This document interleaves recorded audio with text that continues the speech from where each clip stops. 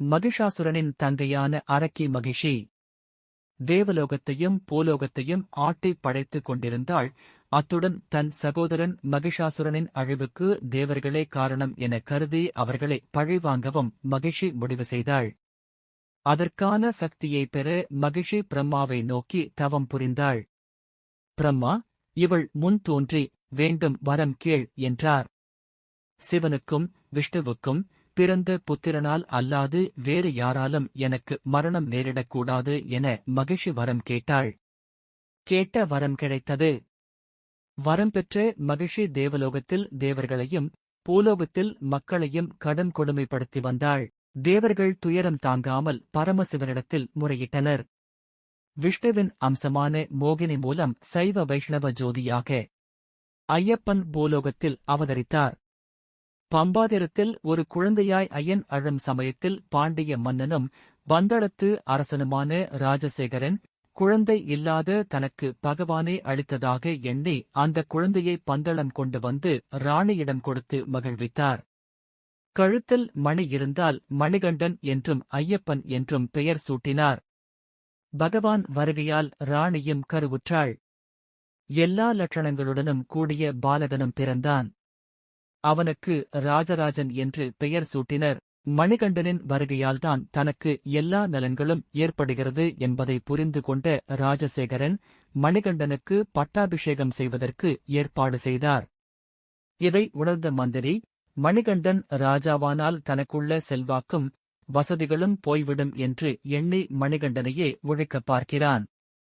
ஆனால் ஒன்றும் பலிக்கவில்லை.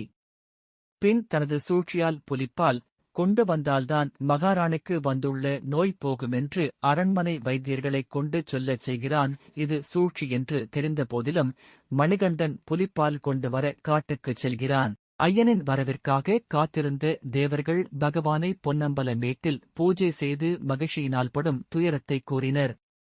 மணிகண்டன் தேவலோகம் சென்று மகிழ்ச்சியை வென்று பூமிக்குத் தள்ள மகிழ்ச்சி அழுதா நதிக்கரையில் விழுந்தாள். ஐயன் அவள் மேல் நர்த்தனமாடி மகிழ்ச்சியை உயிரிழக்க செய்தார். மகிழ்ச்சி மீண்டும் சாப விமோசனம் பெற்று ஐயனை அடையும் ஆவலை தெரிவித்தாள். ஆனால் தான் பிரம்மச்சரிய நிஷ்டையுள்ளவனானதால் அது சாத்தியமாகாது என்றும் தான் இருக்கும் இடத்தின் இடப்பக்கத்தில் மாளிகை புறத்தமா என்ற பெயருடன் அவர் விளங்கிவர ஐயன் அருள் செய்தார். மகிழ்ச்சியின் கொடுமை நீங்கியதால் சந்தோஷமடைந்த தேவர்கள் மணிகண்டனை பலவிதமாக துதித்து பூஜித்தனர். பின் யாவரும் புலியாக மாறி ஐயனின் பணிகளை நிறைவேற்றுவதற்காக பந்தளம் சென்றனர். புலிக்கூட்டம் வருவதைக் கண்டு மக்கள் பீதியடைந்தனர். ஐயப்பனின் சக்தியும் பெருமையும் உணர்ந்து மந்திரியும் ராணியும் மணிகண்டனிடம் மன்னிப்பு கேட்டனர். மணிகண்டனும் மன்னிப்பதற்கு எதுவுமில்லை, எல்லாம் லீலைகள் படி நடந்துள்ளன. நான் பூமியில எதற்காக பிறந்தேனோ அந்த வேலை முடிந்துவிட்டது. இனி நான் தேவலோகம் செல்கிறேன் என்றான். மன்னன், பகவானே, தாங்கள் எங்களுடன் இருந்ததன் அடையாளமாக உங்களுக்கு ஒரு கோயில் கட்ட நினைக்கிறோம். அதை எங்கு கட்ட வேண்டும் என்று சொல்லுங்கள் என்றான்.